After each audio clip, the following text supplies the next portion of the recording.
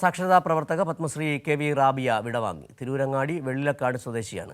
2022 രാജ്യം പത്മശ്രീ നൽകി ആദരിച്ചത്. 2014 സംസ്ഥാന സർക്കാരിൻ്റെ വനിതാരത്നം അവാർഡ് നേടി. വിവരങ്ങളുമായി ഇപ്പോൾ സ്വാലിഹ് ചേരുകയാണ്. സ്വാലിഹ്, ജീവിതം നൽകിയ വെല്ലുവിളികൾ, ഒരേ സമയം തന്നെ ശാരീരിക വെല്ലുവിളി, ഒപ്പം തന്നെ അർബുദവും പിടികൂടിയിരുന്നു റാബി. എങ്ങനെയായിരുന്നു മരണം? മറ്റു വിവരങ്ങൾ?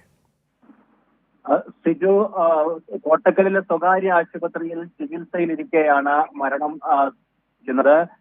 വലിയ ശാരീരിക പരിമിതികൾ, അതോടൊപ്പം തന്നെ പലതരത്തിലുള്ള അസുഖങ്ങളും ഒപ്പം അർബുദം ഉൾപ്പെടെ അവരെ വേട്ടയാടിയിരുന്നു. ഇതൊന്നും വകവെക്കാതെ കർമ്മനിരതമായി ഈ സാക്ഷരതാ പ്രവർത്തന മേഖലയിലും സാമൂഹ്യ പ്രവർത്തന മേഖലയിലെല്ലാം അവർ സജീവമായി ഉണ്ടായിരുന്നു. 59 വയസ്സാണ് പ്രായം. 2022 രാജ്യം റാബിയയെ പത്മശ്രീ നൽകി ആദരിക്കുന്നത്. സാക്ഷരതാ രംഗത്തെ പ്രവർത്തനങ്ങൾ പരിഗണിച്ചാണ് പത്മശ്രീ നൽകിയത്.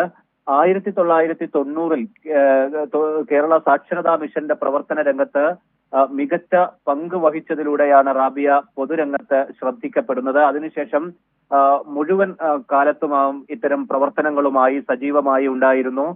സ്വപ്നങ്ങൾക്ക് ചിറകുകളുണ്ട് എന്ന പേരിൽ ആത്മകഥയും എഴുതിയിട്ടുണ്ട്. 2014 സംസ്ഥാന സർക്കാരിന്റെ വനിതാരത്നം അവാർഡും അവരെ തേടി എത്തിയിരുന്നു. മൃതദേഹം ഇപ്പോൾ തിരൂരങ്ങാടിയിലെ വീട്ടിലേക്ക് കൊണ്ടുവരും. തിരൂരങ്ങാടിയിൽ തന്നെയാണ് സംസ്കാര ചടങ്ങുകൾ നടക്കുക. വെള്ളിലക്കാട് ജുമാ മസ്ജിദ് ഖബർസ്ഥാനിലായിരിക്കും സംസ്കാര ചടങ്ങുകൾ. സിജു. ശരി. കെ.വി.